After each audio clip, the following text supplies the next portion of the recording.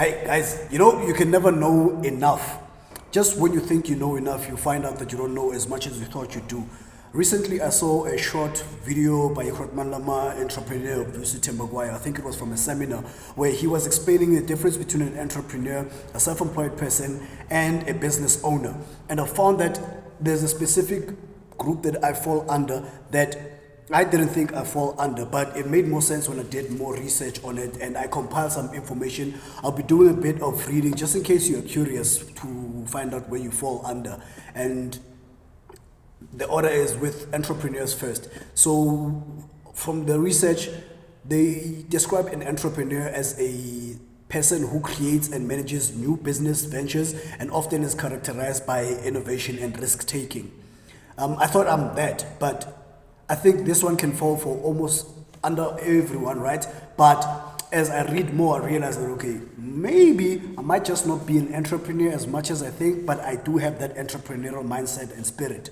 And it also says that entrepreneurs typically aim to solve a problem or fulfill a market needed by bringing a unique product or service to the market. And of course, this makes sense to me, especially because I'm a tattoo artist and I don't think that there's a gap when it comes to the tattoo space. And I also don't think that it's something that is essential, that is needed by people. People who get tattoos do it because they like tattoos, or maybe they may be peer pressured as well, or for self-enhancement. So would I say that they really need to do tattoos?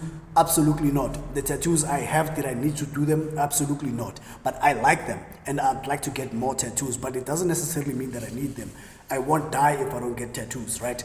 And then they also say they often are seen as visionaries and focused on growth, scalability, and often seek external investment to expand on their business, which makes a lot of sense for me because I have not went outside to try to get investment so that I can expand on my business. And when they describe an entrepreneur as that, it makes a bit more sense because as much as I want to scale my business and grow my business to the point that I don't have to be in my shop to grow the business, it doesn't necessarily mean that I'm an entrepreneur yet. What I am actually is a self-employed person, and how they describe a self-employed person is someone who works for themselves and is not employed by any organization or another person. And lo and behold, I am self-employed, although I do have a shop and everything, but I am still self-employed because if I'm not here, the business doesn't work. And people who also fall under this category are freelancers, they are consultants and small business owners who directly control their work. And as I described that, I've got a shop, but I have to be here at the shop in order for the shop to make money for me and for the shop itself, okay? And then they also say that while they hire others, their primary focus is often on providing services and products personally. Yeah, reading is difficult sometimes. And the business may not necessarily be designed to scale significantly. And I think even if I hire people here at my shop, the last part of that phrase actually makes a lot of sense where they say the business may not be necessarily designed to scale significantly, meaning that I may not have 3 shops. There's other tattoo artists who have 3 or more shops, but I've got 1 shop, and if I get people, I don't know if I'm willing to risk growing it further than just 1 shop because I am very aware that this business is more of a luxury item. If the future tells me otherwise, I may do that. But let's get into what a business owner is. And it says here, a business owner is someone who owns a business entity and may or may not be involved in the day-to-day operations. So for example, the gym that I go to, it's Tri Energy in Northmead. The owner of that gym comes once in a while, but it is a very well-oiled working machine. But the owner is typically not there. So he doesn't need to be there in order for his business to keep on growing.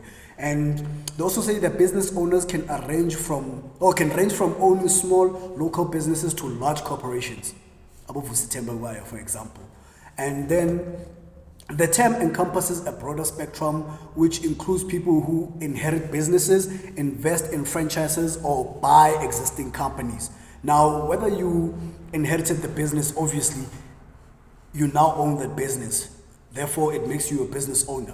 And then if you invest in franchises, let's say, example, a McDonald's, that's not your brand, but you can own a couple of franchises from McDonald's, making you a business owner, and then also buying existing companies.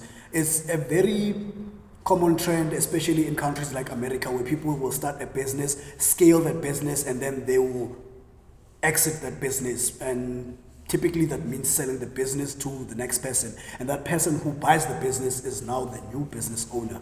So I think this was interesting information for me to find out. And I decided, man, I have to share this with my people. I'll see you in the next one.